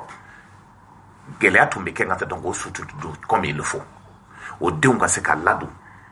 baaraw ka se ka kɛ olu yɛrɛ k'a dɔn k'a fɔ ko ils sont morts pour le pays de façon très claire et que mɔgɔ k'a dɔn n hakili b'a la n ka taa ni hakili b'a la don min ka dɔn ko an ye yɔrɔ koro attaqué où il y a eu 27 morts o la n ka taa i ye jateminɛ kɛ k'a fɔ kule tun kɛra gɛlɛya caman kɛra a kɔnɔna na mais n y'a jateminɛ k'a fɔ o kɛlen Bamako a ka dɔnkɛyɔrɔ dɔ filɛ nin ye ko Yensibu kɔfɛyɔrɔ la ko Bamba Dawa Bamba Aru an t'a dɔn o y'a sɔrɔ n ka taa a décrété la k'a fɔ n ka taa ko an bɛ deyi la mais olu continué na k'u ka activité kɛ so fɛ sɔgɔma dɔ ye ne wele a ko ne ma Togo n ka taa aw ka jamana nin ye jamana siya jumɛn ye ne ko n ko cogo di ko kunun Bamba Aru k'a fɔra n ka taa ko an bɛ fɛnkɛ la den national la ko Bamba Aru bɛ baara la n k'a bɛ dan o dusu ma an kan ka min kɛ an y'o kɛ an ko an tɛ fɛ ka Bamba Aru ko kuma mɛn k'a sɔrɔ n ka taa donc deuil national don ministre min b'a ɲɛmaya la n'a tɛ jɔ a ka jɔyɔrɔ la o k'a gɛn ka bɔ yen n hakili ni hakili b'a la o sufɛ ye communiqué kɛ wari tɛmɛna k'a fɔ ko k'a ka jɔ maliyɛn bɛɛ de kan k'a dɔn k'a fɔ des hommes et des femmes min bɛ sara n ka taa donc Maliko la c'est que o y'o ni de di n'o y'o ni de la première personne à d'abord à sécuriser à surveiller pour que baara ka se ka kɛ c'est la presse malienne. Presse malienne kan k'a dɔn k'a fɔ il y a la direction de l'information quelle que soit la situation n'o ye directeur sɔrɔ a kan ka se ka information d'o ma o man kan ka donc information bɛɛ di. zolo kɔni ka dayɛlɛlen don maa t'a wele ko a t'i jaabi o kɔni o tɛ yen. filanan na min na information dɔ bɛ yen o tɛ se ka d'aw ma sur place. an b'a kɔni b'a nɔfɛ. donc aw b'a kɔni b'a nɔfɛ ka taa a tɛ se ka d'aw ma sur place n'a dira aw ma hali min kɛra ka taa n y'o de fɔ ka taa n ye aw ka soi-disant spécialiste dɔ n b'o yɛlɛ radio lamɛn n bɛ dɔw lamɛnna o b'o yɛrɛ kɛra expert ye en matière de communication o ka taa kalan kɛ o k'a dɔn fɔlɔ min don ko communiqué fɔlɔ kɛra ko a tɔgɔ fɔ su da ma fɔ armée ma fɔ ko saya kɛra ko après de ko saya fɔra même il y a chef d'état-major nalen ka don a ye fɛn fɔlɔ min fɔ maliyɛnw ye d'abord ko siya bɛɛ bɛ n ka taa dɔn ka armée kɔnɔna na siya kelen viselen tɛ a dabɔra de n ka taa dɔn ko bɛɛ k'i yɛrɛ sɔrɔ c'est une armée républicaine bɛɛ b'a kɔnɔna na bɛɛ kan k'a dɔn k'a fɔ n ka armée don n kan ka n jɔ ka armée protéger pour que jamana ka se ka bɔ gɛlɛya kɔnɔna na et que politique man kan ka don comme a y'a fɔ cogo politique man kan ka don armée kɔnɔna na parce que n'i ye politique don a la i b'a tiɲɛ fɔlɔ mɔgɔ y'a tenté ka don a la hein. Parce que depuis IDP me fait faire donc à folle la tenter cadeau là. Mais aujourd'hui, il faut qu'on comprenne que l'armée donc c'est pas pour quelqu'un et que l'armée a un rôle de jouer pour la neutralité. Mais on donc parce que ni IBK ka fanga le denga tout le monde là a bien ka senga donc à bien là. Le chef d'état-major est sorti pour dire à l'armée que tout le monde doit rester dans les camps donc à communiquer ça c'est salutaire parce qu'il faut que l'armée donc à fond on des bien quand jamana de on fait on be jamana de sécuriser anti politique mo sécuriser anti ça veut dire par exemple sécuriser faut que c'est euro dollar mais ni dans carrefour là ka mali qu'on a armée be jor là c'est le corps le plus organisé et plus discipliné parce que parce que ni discipline ma ka qu'on a aussi soldat punta min ba qu'on a qui sont indisciplinés au kanga bois qu'on a parce que l'armée doit être une référence pour le tenir à l'armée. Maintenant le travail des journalistes c'est de créer les conditions pour sécuriser nos forces armées et au lieu donc à nous faire qu'il me faut Ça veut dire l'information min do na tarangata tsega mine. Donc il veut faire mon fait il va faire comme la meilleure. Par exemple, il veut qui radio là aujourd'hui sur l'étendue du territoire national qui doit écouter. Les terroristes nous écoutent et en même temps nos militaires nous écoutent. En gabara c'est de leur donner la force de se dire que en double chamabe quand donc il va se connaître muso de bobo track auto yi do be au défi de track auto yi o to konna de ngata do be ça par exemple là-bas ndenge metora ngata Tairo fenga atora neve metora konna oui muso de fou katanga donc ça fait 1 an le capitaine là le capitaine aka mariage du sadie sa clé anniversaire ngat donc presque sara kan ngat donc kuru donc ni ni pe jetimne kalege en donne on diu ngat lu be saran de konnana mais mo hakla ngata ko fantam de ndron de sara la c'est pas vrai fama de on be sara kono mo ba de on be sara kono kablatigi de on be sara kono ça veut dire l'armée ngat donc c'est l'ensemble de la composante ni mo clé sara ngata en français ka jetimne kalege ni soldat fla sara il va se rober avion de blanga de président de bena o be scortu de ke ngata ka dube traverser ni choué katani choué ngata ka su bonya ngata fe et me face sarangata et me content qu'a fait face sarangata jamana kula mais malla donc avec un enfant ngata fali sarabu tibana donc c'est qu'à continuer konnana il faut qu'à quoi il rebla même non maquet il est important que les forces armées et le président de la République le ministre donc de la communication à disposition pour que ça bara ok nous ma c'est qu'au ngata donc s'il n'arrive pas comme Russie à quelque pour sécuriser les forces armées de sécurité ne domi ngata donc no desna ka on sécuriser ne était sécurité émission que aywa mon collègue Robert non la fan fait parce que anya ka fo ka opération keletigi ale de be sena alibi yalama ni ya ko no ka to wa ou bien koronfla dugu ni Tombouctou ni Gao ni Kidalu olu fana tabna na kay wakati do la do ou bien takabulu kura de na da olu la kama kasema antanga kele tabulu nyafota opération keletigi ko numbe sena bibina opération keletigi abe comme abe centre fandola kana sud la ane kata ouest la donc ni opération keletigi inta ale kelente opération Maliko B opération Maliko yo damena depuis 2020 Sorasuka opération ni a famo opération avec comme projet ni a un projet de créer là ça veut dire que dangari que le meilleur de là projet bina pour que ka onyanabo on fait une opération ça veut dire que sécurité ko dangari de bala rodo là donc opération bina ka o dangari ni ko wuli ka boy ni sorasuka opération yen donc ni opération in fene beke peut-être sur jatemene de beke opération na abe fo opération beke kunjumen kama objectif l'effet final est recherché avec wati mungono mogo joli bake abe damana kumajime abe bank kumajime ali opération beke dugukolo munka o dugukolo choko abe be fo opération in kono nana donc sorasu ka tableau de na depuis mi-décembre opération keletigi ndamenana a damenana an b'a fɔ jɛkulu dɔw ma ko GTA groupement tactique inter arme c'est-à-dire que GTA de voilà arme caman i bɛ taa sɔrɔ voilà blendow b'a la artillerie b'a la fantassins b'a la donc fɛn caman b'a la u y'o dɔ de créer gardiw bara ka kelen fana créer armée de terre mɔgɔw bara donc n'i ye gardiw ka GTA in ye olu de i tun b'a mɛn kuma dɔ la Sikaso mara Kucala Sikaso Yoroso donc ka jigin fo yan foyi la Buguni o GTA de bɛ baara kɛla ye yɔrɔ la n'i ye armée de terre GTA ta olu y'a daminɛ Kulikoro ka na Nara sisan u filɛ fo boucle de Bawole kɔnɔna na Kayi région kɔnɔna na donc olu fana bɛ ka baara kɛ yɛrɛ parce que n'i y'a jateminɛ Katiba Masina in tun taalen bɛ foyi ye yɔrɔ la mais hali ka mɔgɔ dɔw minɛna attaque dɔw kɛla Côte d'Ivoire donc a bɔla les 3 frontières la Mali Burkina Niger a kɛra les 4 frontières de ça kɛ u bɛɛ jiginna fo Côte d'Ivoire donc foyi yan foyi la u bɛ yen sisan fo Buguni donc sisan opération ninnu de monter la pour que ka dangari kɛ terroristes la ye maintenant i bɛ ka mun fɔ ko ni a bɛna taa ɲɛfɛ terrorisme an bɛ sisan a fɔla de kɛlɛtigi n'i ye opération Maliba ta fɛn caman de b'o kɔnɔ par exemple le retour de l'administration Maliko o b'o kɔnɔ n'i ye les services sociaux de base sɔrɔsiw bɛ se k'a kɛ cogo min n'o bɛ faciliter o b'o kɔnɔ n'i ye santé ta kɛnɛyako opération Maliko in kɛlen k'o bɛɛ ta n'i ye le retour des déplacés o bɛɛ b'o kɔnɔ o ye a opération ba de ye mais o bɛɛ comme sisan bolofara dɔ voilà ka taa centre la ka taa nord la o opération dannen bɛ yen la mais kɛlɛtigi comme jateminɛ kɛla k'a fɔ ko terroristes bɛ ka bɔ centre la nord la ka na fo sud ni ouest ni est la donc opération kɛlɛtigi fana créé la pour que dankari ka kɛ olu la mais opération kɛlɛtigi ka spécificité ye mun ye an bɛ taa terroristes de nɔfɛ fo u bɛ yɔrɔ min u bɛ yɔrɔ min na donc an b'o de la sisan f'u bɛ yɔrɔ min na an fana bɛ tugu u kɔ de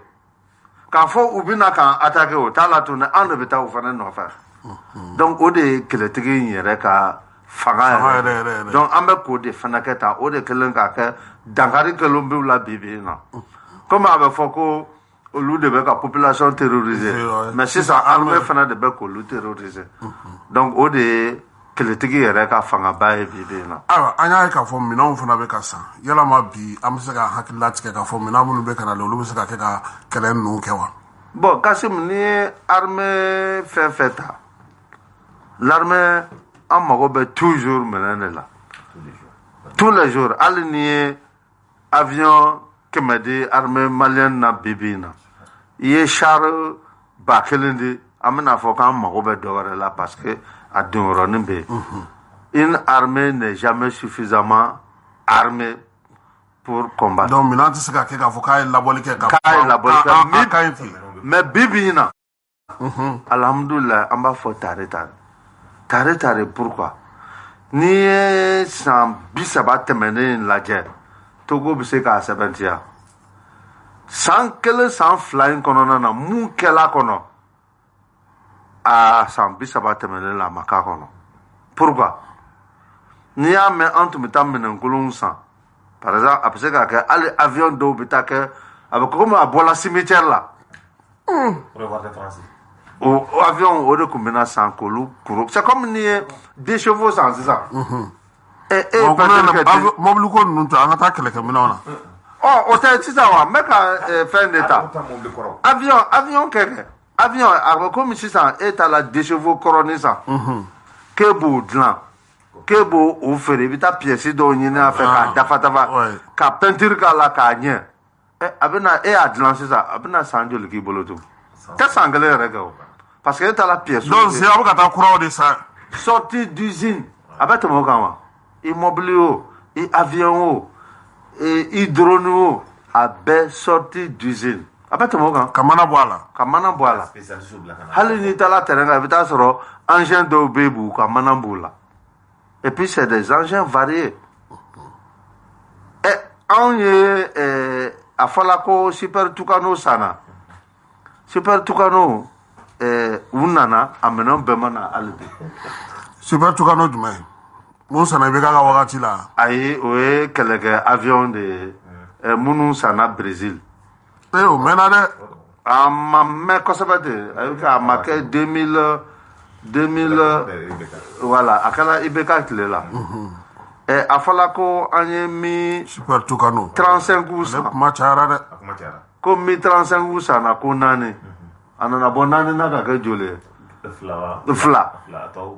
o tɔw la o ma se ka fɛn kɛ ka na mais bi bi in na ninnu nana ni mi 1171 joli ye ne hakili b'a la fana hali o 1171 ko k'o sa ko kura a fɔla ko ayi ko ka taa mi 17 san a bɛ komi ni i taara sisan 205 mun tɛmɛna a mɛnna k'e bɛ t'o san ka na et puis kɔrɔlen fana bi bi in na a bɛɛ kura 1171 o de nana et puis an bɛ ka coopération mun kɛ sisan Rusiw u bɛ k'an dɛmɛ Anga un tout jola depuis 2000 combien 2014, je ne me rappelle pas trop. Un jola, ni société d'autres coupe na un wili ni 3 milliards et quelques. Ou un wili là à moins de 200 millions ou bien 300 millions. Un wili là, ressources nana ka wili. Abete moga. Si ça sera sur Ahmed Don, ne voilà gao kuna sene. Ahmed, un problème était ANB, Kaza B, Kaza Kura fana commande lendo. O kangana, o de ntado na yo ki. Mi muntara réparation na. Muntala révision na una na. Mais Kura wara de sana fana. Kaza wara bunali. Kura de sana o de bloquer lendo. Anga commande na sisan ne. Amuna bo sa resu fait chekele. Ah, o ya soro comme engagement kala. O ba soro o fin kala. So na o dona ka ba. Voyez bon, allez no be sa resu fait. Aviation te comme ibe ni avion kelen sa. On a un technicien olu be former la avion kelen de ka. Bo olu be avion mu ka te comme garage kono na. Ni tala ni Mercedes ou badla, ni tala ni Citroën ou badla, ni tala ni atoko di BMW ou badla côté aviation na. Benika spécialité de do. Na fala 1171 600. Munu be yelo ka o de donner. Pilote wara tina se ka avion boli. Al ni hélicoptère boli la do. Ati se ka boli. Hali ni do ka nga bo 1160. Ah mais mon ko est-ce que tu na do fara ka jamaka? Parce que ka mu fo neta no ka nga. Ouais, ça veut dire que ni avion bekela avion façon akele abe do bo jamana parce que jekulu mun blala avion kelena. Il suffit que donner ka bloka lu se ka to ta ka. Mais ni na ni avion catégorie wara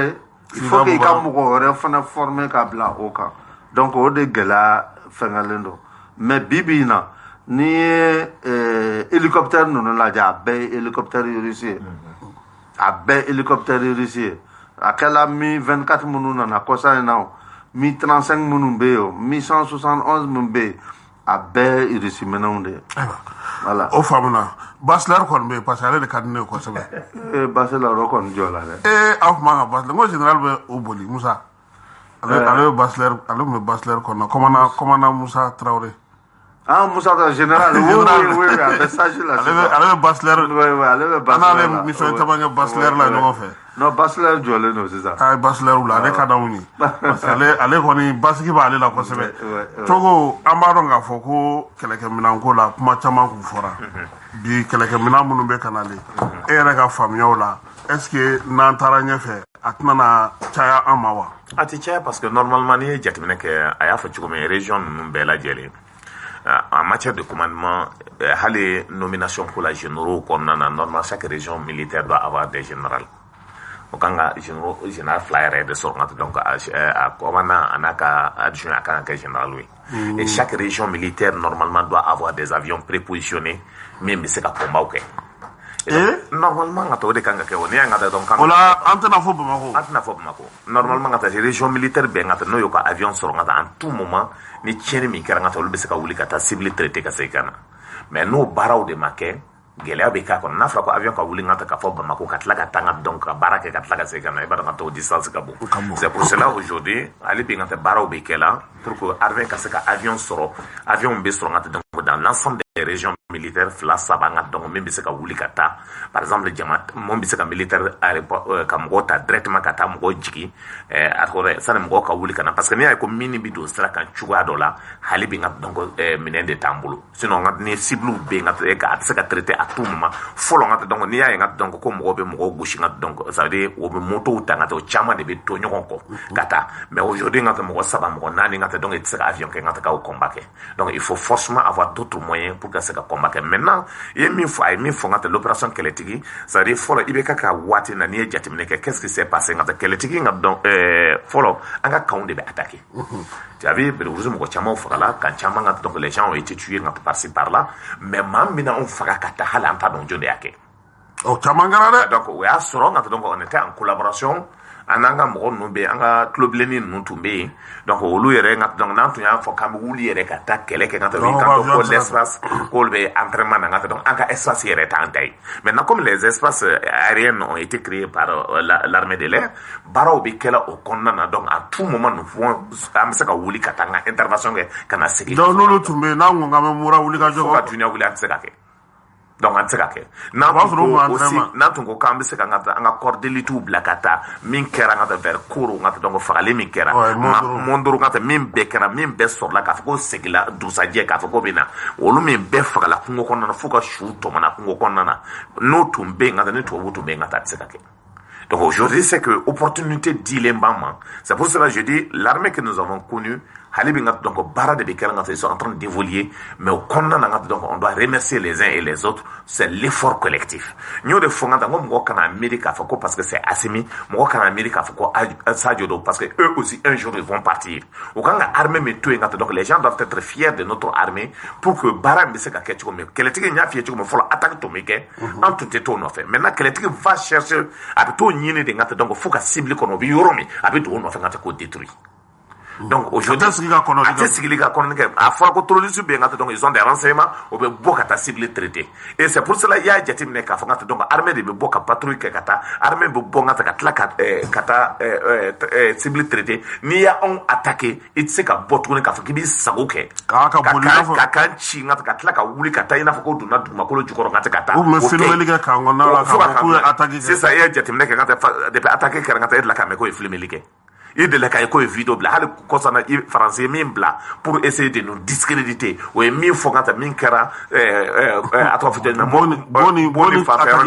attaque korom yo bla tu comme min kera gêné fanfé donc ouais fait comment ça s'appelle sofara fanfé ou mi montage ke kabla pour dire que modo wele quand ka fangata donc comme modo yo fara ou ben quand c'était des montages mais min do min kera aussi vers comment ça la Mauritanie tout ça c'est des montages parce que ne pourra dire donc c'est un peu proche de la Mauritanie. Donc Nibela aujourd'hui c'est que l'armée a les moyens à travers tout ce qui se passe, à travers aujourd'hui l'information donc d'abord des personnes humaines donc c'est pour cela que je dis souvent anga mogo aussi ngatobe baraka mogo be sécuriser parce que mindo donc minganga dans ma information sur terre donc à travers la population were ngata donc information nyama on debedi no information nyama on dira dobi quand no armée bi information bi di mo ta traité jona no traité jona parce que le problème c'est qu'il va sur ngata yoroni kele dans le commandement il va sur information bina akacha il faut souvent vérifier il faut que ka drone blakata leje il faut que ngata ka avion blakata leje ay mi faut avion bi se ko to kabakolo sambe yoro jang ka to mala filmer ngata ka be blakata ngata commandement yoro la olu ba traité ngata ka leje ngata minkanga ke tout ça ngata donc doit permettre aux Maliens et aux Maliennes d'être fiers de leur armée et de supporter leur armée pour Angase Gabo. Maliko, effectivement, aujourd'hui, on va déplacer avec tous les moyens qu'il faut. Moi, je vais fraquer, donc, banabolo, au titala, on va assister, on va fraquer, dominer un beau boulot, tu as vu même dans ces derniers temps, à Menaka, attaquer Minkera, donc, l'armée, ministre Sabablala, ou Lukata, Sadio, donc, non, comment il s'appelle, Wagé, donc, Djara, plus, donc, le ministre qui est chargé, donc, au Pamagiri, donc, au Loubé, ou Lakata, au tram malodi docteur songa da minéon tradi assistance ou kera no passera yoro ngata donc école sous la minéon be ou va dire école de ngata donc pour se baraka tout ça c'est que les gens doivent comprendre c'est qu'on irait des armées follow mais l'armée doit sortir de la politique pour que baraka se gake pour relever le défi aywa ama fana bago ina ko anga kurumi ni ngana sheshala sabula mi anga wati alebe ka kurun ko sebe ma colonel yani anga fe anya ka fo ya da do ka kiwara di tukula ani dirpa rebe baraka turumna sa aka ni kalo en kiwara o yetalike munila bon ni anyi nyonye munke bi bon atala mourade ka parce que mourade qui actualité comme accusation pour la Kodjougou, armée malienne. Donc, on a tenu aujourd'hui qu'à conférence de presse dédiée uniquement à Moura. Donc, opération à monter la Tchogodi, à donner Tchogodi Koubé, à monter la Tchogodi, à exécuter la Tchogodi. Fama ye bara mununka anyo de fesa journaliste ou ye be pour ko ka fam parce que kuma chama be ka fo tienta la Donc, ko kɛla a b'anw de kun kan n'an yɛrɛ ma bɔ ka kuma dun jɔnni bɛ kuma an place donc an y'o de fɛsɛfɛsɛ journaliste ye bi an hakili la faamuyali kɛl'o la n'i ye jamana kunkanw ta finitigiw ka yɔrɔ la bi ne bɛ se ka mun fɔ c'est que mɔgɔw bɛ k'a fɔ monter en puissance des femmes n'i ye an commune ka lajɛli kɛ a bɛ kalo 4 kalo 5 6 faamaw tun tɛ tan donc on se pose la question faamaw sera ka nin kɛ cogo di en si peu de temps c'est vrai que facteur caman de ye ɲɔgɔn sɔrɔ nin ko in na n'i ye jateminɛ kɛ bibi in na an bɛ se k'a fɔ cohérence bɛ politique ni armée cɛ cohérence b'u cɛ cogo di armée mana fɔ bibi in na an bɛ nin de fɛ politikiw b'a réaliser o ye kelen filanan bibi in na semaine tɛ tɛmɛ ni président yɛrɛ ni chef d'état-major ma ɲɔgɔn ye Togo bɛ se k'a sɛbɛntiya fɔlɔ la o tɛ yen o chef d'état-major général tun bɛ wuli a yɛrɛ bɛ wuli a yɛrɛ ye k'a bɛ taa président lajɛ a bɛ taa tile ban k'i sigi k'a kɔnɔ a tɛ a ye Alpha Waw ne tɛ mɔgɔ tɔgɔ fɔ man bɛ se ka kelen sɛbɛntiya i hakili bɛ maman na maman tun ko k'a bɛ démissionner alimamiw de taara deli donc o y'a sɔrɔ n ka donc a ye semaine 2 kɛ a bɛ ka ɲini n'a ta ye o y'a sɔrɔ jamana bɛ nin ka ci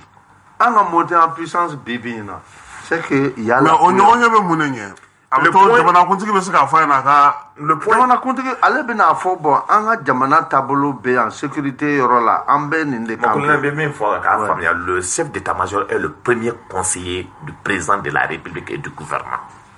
il est le conseiller spécial normalement en termes de rang n'i ye ministre tanga donc c'est l'inspecteur général des armées qui vient après le chef d'état-major mais le chef d'état-major ale de bɛ armée à disposition tous les commandements militaires sont à la disposition du chef d'état-major c'est lui qui gère l'opération aw n'o de jara la kama a ka ɲi donc ni ye jateminɛ kɛ bi monter en puissance a bɛ justifier ni cohérence ni politique ni armée cɛ et filanan pour que la montée en puissance bibi na ni ye jateminɛ kɛ an bɛ a fɔ tubabukan na il y a un commandement de proximité bibi na ɲɛmɔgɔw gɛrɛlen don dugumamɔgɔw la ɲɛmɔgɔw bɛ dugumamɔgɔw ka problème k'u ka problème ye ɲɛmɔgɔw bɛ dugumamɔgɔw ka gɛrɛw la k'u faamu k'u ka hakilinaw ta ka baara kɛ n'o ye gɛlɛya min b'u la ka baara kɛ n'o ye ni e bɛ dugumamɔgɔw b'e bolo ni ye olu kɛ kɔfɛmɔgɔ ye olu fana u t'u bolo dugu kɔnɔ k'u sigi yan donc bibi in na n'i y'a ta k'a ta chef d'état-major général des armées la fo lieutenant minnu sous-lieutenant sous-officier minnu bɛ soldatw commandé dugu ma an bɛɛ kelen bɛ ka kan kelen de fɔ sisan an bɛɛ ko maliko donc o de kelen bɛ ka monter en puissance ni a signifier sur le terrain sabanan o ye mun ye l'amélioration des conditions de vie des hommes bibi in na ne yɛrɛ ye san 5 ɲɔgɔn kɛ Gao mais n'i tun bɛ bɔ Gao i officier n'i nana siyɔrɔ t'i bolo Sevare alors que n'i ye Sevare ta bibi in na depuis Sevare fɔlɔ n'i bɛ taa Tɔnbukutu i bɛ tɛmɛ Sevare n'i bɛ taa Tesalit i bɛ tɛmɛ Sevare n'i bɛ taa Kidal i bɛ tɛmɛ Sevare n'i kɔni bɛ tɛmɛ duguma sira fɛ i bɛ taa tɛmɛ Sevare n'i bɛ taa Menaka i bɛ tɛmɛ Sevare n'i bɛ taa Gao i bɛ tɛmɛ Sevare mais n'i tun taara fɔlɔ ka sɔrɔdasiw ye Sevare kan kɔnɔ u bɛ fiɲɛ na u bɛ san na u bɛ tile kɔrɔ tɛ yen dumuni ɲuman tɛ yen a bɛ courage don e la ka kɛlɛ kɛ yan mais bibi in na u ye étage joli wuli Sevare hali maa 1000 n'aw nana aw bɛ siyɔrɔ sɔrɔ aw b'aw kuyɔrɔ sɔrɔ aw bɛ dumuni sɔrɔ o bɛɛ tɛ ko dɔ ye n'i ye sɔrɔdasiw yɛrɛ ka baarakɛyɔrɔw lajɛ sisan an bɛɛ bɛ kɛlɛ kɛ de n ka baarakɛyɔrɔ ka se ka ɲɛ bibi in na taa armée bɛɛ la a bɛɛ visage yɛlɛma la n'i bɛ baara kɛ yɔrɔ mun na i bɛ damu n'a kɔnɔ a bɛ baara tin don i la a bɛ baara engagement don i la o fana de bɛ ka dɔ fara sɔrɔdasiw ka monter en puissance kan nanina o ye mun ye minɛnw komi i da don minɛnko la n'i bɛ minɛn sɔrɔ i bɛ kɛlɛ kɛ ni mun ye ne y'o mun fɔ armée foyi satisfailen tɛ n'a ka minɛn ye hali ni ye américains ta olu fana b'a ɲini ka dɔ sɔrɔ surtout que rusiw ye dɔ bɔ bi na o bɛ se ka mɔgɔ si tɛ se k'u ye donc américains fana b'a ɲini na k'o ye o hali ni ye rusiw fana ta bi u b'a fɛ ka minɛn wɛrɛw sɔrɔ malgré que olu de puissant ye bi u fana bɛ ka dɔ wɛrɛ ɲini donc mais bi na an ka ɲɛmɔgɔw u kɛlen k'a kɛ fɛn fɛn de bɛ se ka armée dɛmɛ ka u ka baara kɔnɔ n'a fɔla ɲɛmɔgɔw b'a ɲini ka di armée ma o ye fɛn ba ye donc sabanan an bɛ se k'a fɔ mun na c'est que an ye chef sɔrɔ commandement bɛɛ an bɛ se k'a fɔ hakilina kelen de b'an na bɛɛ k'a fɔ fɔlɔ nin tigi bɛ taa nin kɔrɔfɔ nin bɛ taa nin kɛ tan nin bɛ nin fɔ tan o bannen don anw bara bi na mais ni dugumamɔgɔw ɲɛ b'a la aw bɛ k'aw tɛgɛ di ɲɔgɔn ma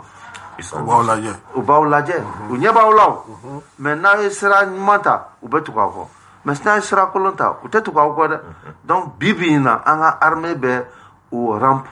de kan la rampe de lancement kan c'est ce qui explique la montée en puissance des femmes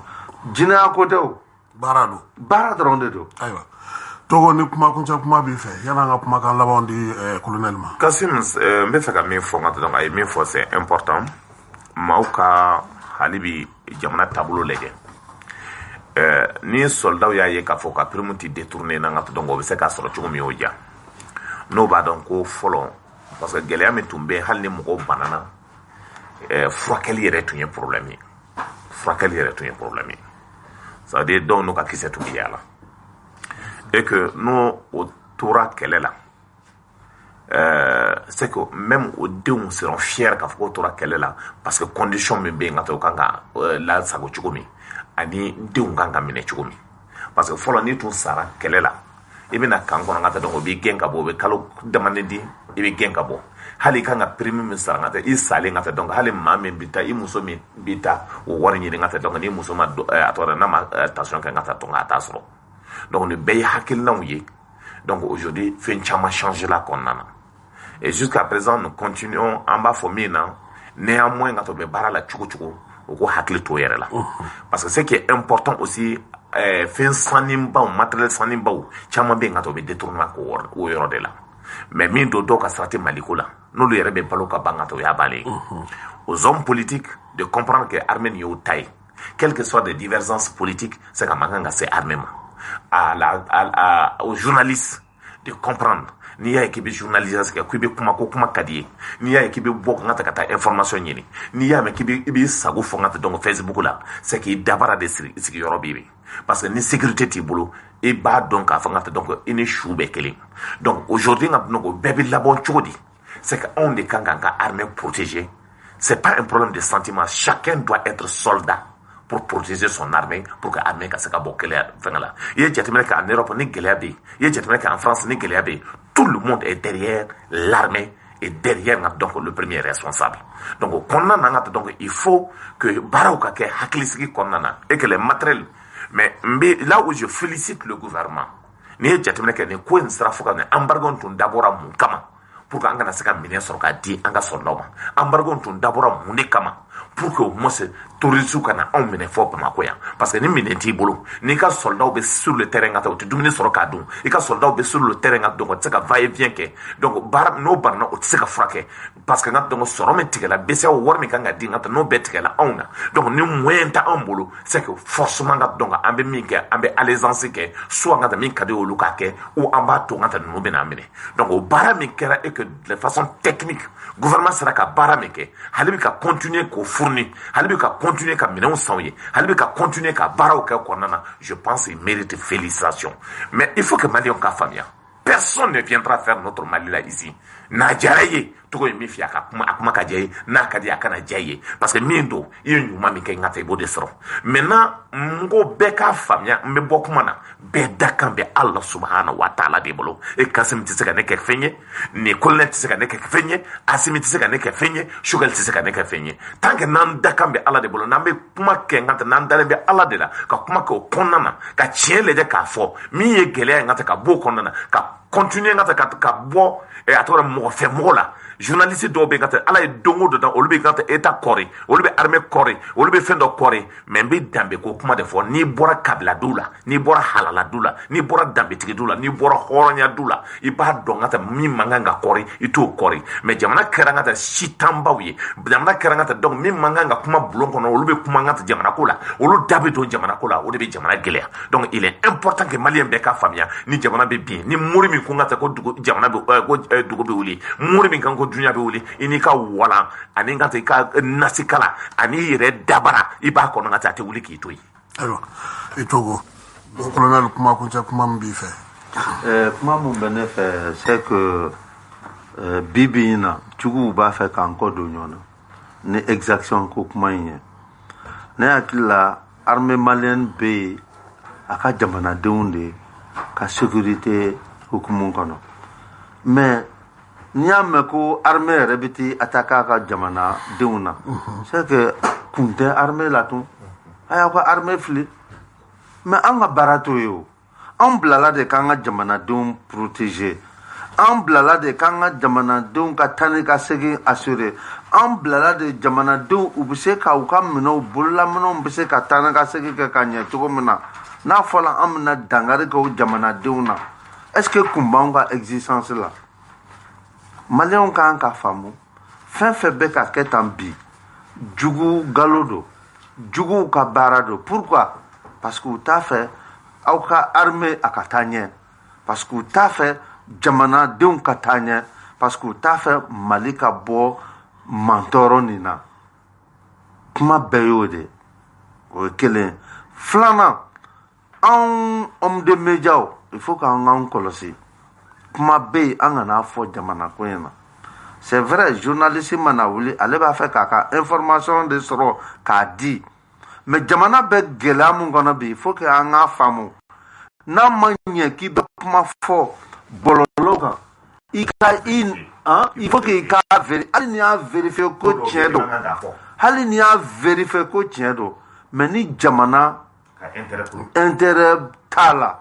journaliste kan k'i yɛrɛ minɛ k'a kuma fɔ mais bibi in na an bɛ ka mun kɔlɔsi fɛn fɛn mana na journaliste da u b'a fɔ fɛn fɛn mana n'u kun na u b'a fɔ n'u ye kuma ni fɛn fɛn mɛn u bɛ girin k'o fɔ parce que ne fɔlɔ de ka radio so a fɔ ne fɔlɔ de ka journaliste y'a a bɔ ne fɔlɔ de y'a bɔ Facebook la ne fɔlɔ de y'a bɔ réseaux sociaux la an ka jamana to o jɔyɔrɔ la bibi in na gɛlɛya de b'an kan maliyɛnw kan k'a faamu an mun ye homme de médias ye an kan k'a faamu kuma bɛ kuma na bibi in na an kan k'a fɔ mun bɛ dangari kɛ an ka armée la kelen mun bɛ dangari kɛ an ka faso la fila mun bɛ dangari kɛ an ka ɲɛmɔgɔw la bi an kan ka an yɛrɛ minɛ bi ko o kumaw n'o kɛwalew kɛ bibi in na ne t'a fɔ bi ko homme de médias ne b'a fɔ bibi in na journalistes aw radio so mɔgɔw ne b'a fɔ aw ye soldat de l'information de ye parce que bibi in na voilà bibi in na an ka Mali bɛɛ de kan ka mobiliser Maliko in na bɛɛ de kan ka mobiliser sécurité in bɛɛ de kan ka mobiliser paix in nali la bɛɛ de kan ka mobiliser djihadiste kɛlɛ in na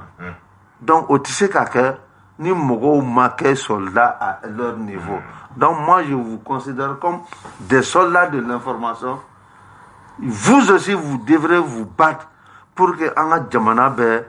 kɔlɔlɔ mun na bi an ka jamana bɛ gɛlɛya mun na bi an ka se ka tɛmɛ o kan. Ni an tɛmɛna gɛlɛya in kan Togo ka parti bɛ a b'a ka parti kɛlɛ kɛ ne ye n ka sɔrɔdasi ne bɛ taa n ka sɔrɔdasi baara kɛ e yɛrɛ bɛ mun na e bɛ t'o kɛ mais bibi in na jamana mako b'a ka jamanaden bɛɛ la bi qu'on fasse front commun mɔgɔw b'a fɔ cogo min an ka ɲɔgɔn sen bila an ka ɲɔgɔn bolo minɛ ka jamana in bɔ dingɛ in kɔnɔ n'o kɛla ka ban bɛɛ bɛ taa i ka fan kɛlɛ mun b'an ni ɲɔgɔn cɛ an b'o kɛ mais bi bi in na fo bɛɛ de ka bɛn kelen kan k'a fɔ an bɛ gɛlɛya mun na an ka b'o la fɔlɔ bani n'an bolo la an bɛ sɔrɔ ka bɛn a tɔgɔ la vraiment ne ka kuma laban y'o de ye et que k'a fɔ bi bi in na armée ɲɛ t'anw bolo tulo t'anw bolo nun tɛ anw na an tulo an ɲɛ an nu jamanadenw de don jamanadenw de b'a ɲɛfɔ anw ɲɛna n'i y'a ye murakɛ la information fɔlɔ an y'a sɔrɔ jamanadenw de da an ka sɔrɔ ka wuli moyen technique olu ka taa ka information préciser opération ka sɔrɔ ka k'o kan ni jamanadenw tɛ an b'o sɔrɔ cogo di donc armée mago b'a ka jamanadenw de la aya an tɛ se ka kɛ foyi ye ni jamanadenw tɛ donc an bɛ jamanadenw ka dɛmɛ de ɲini à tout moment u k'a dɔn k'a fɔ armée mun bɛ yen bi olu de ka armée don n'u m'a dɛmɛ jɔnni bɛ n'a dɛmɛ an bɛ gɛlɛya mun kɔnɔ bi olu kan k'an dɛmɛ k'an bɔ gɛlɛya in kɔnɔ mais hali bi an hakili b'a la anw confiance len don k'a fɔ an ka jamanadenw u bɛ dɔn k'a fɔ armée malienne y'u ka armée de bɛɛ bɛ anw kɔ bi an b'a ɲini hali bi jamanadenw ka tugu an kɔ pour que an ka jamana bɛ gɛlɛya mun na bi armée in bɛ gɛlɛya mun na bi an ka se ka bɔ o kɔnɔ ne bɛ bɔ kuma na n'o ye an b'aw fila bɛɛ lajɛlen fo ka